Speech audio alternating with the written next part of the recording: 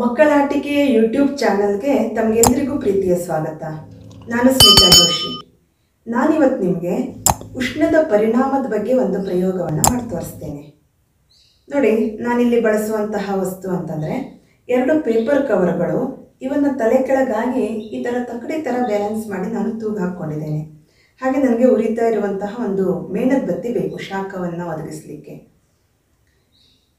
ಈಗ ಇಲ್ಲಿ ಬ್ಯಾಲೆನ್ಸ್ ಆಗಿರುವ ತಕ್ಕಡಿಯನ್ನು ನೀವು ಗಮನಿಸಿ.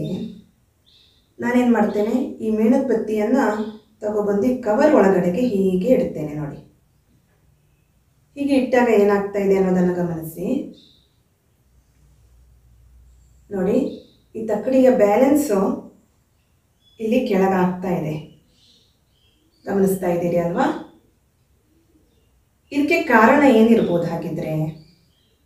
ನೋಡಿ, ಈ ಪೇಪರ್ ಕವರ್ ಒಳಗಡೆಗೆ ಗಾಳಿ ಇದೆ.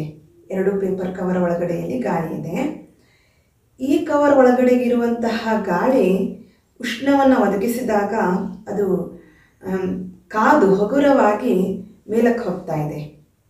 ಆ ಕಡೆ ಕವರ್ನಲ್ಲಿರುವಂತಹ ಗಾಳಿ ಅದು ತಣ್ಣಗಿರೋದ್ರಿಂದ ಭಾರ ಆಗಿ ಅದು ಕೆಳಗೆ ಬರ್ತಾ ಇದೆ. ಉಷ್ಣದಿಂದ ಗಾಳಿ ಕಾದು ಹಗುರವಾಗಿ ಅದು ಮೇಲಕ್ಕೆ ಹೋಗ್ತದೆ ಅನ್ನುವಂಥದ್ದು ಇದರಿಂದ ತಿಳಿದು ಬರ್ತಾ ಇದೆ. ಮುಂದಿನ ವಿಡಿಯೋದಲ್ಲಿ ಮತ್ತೊಂದು ಪ್ರಯೋಗದೊಂದಿಗೆ ಮತ್ತೊಮ್ಮೆ ಸಿಗ್ತೇನೆ. ಧನ್ಯವಾದಗಳು.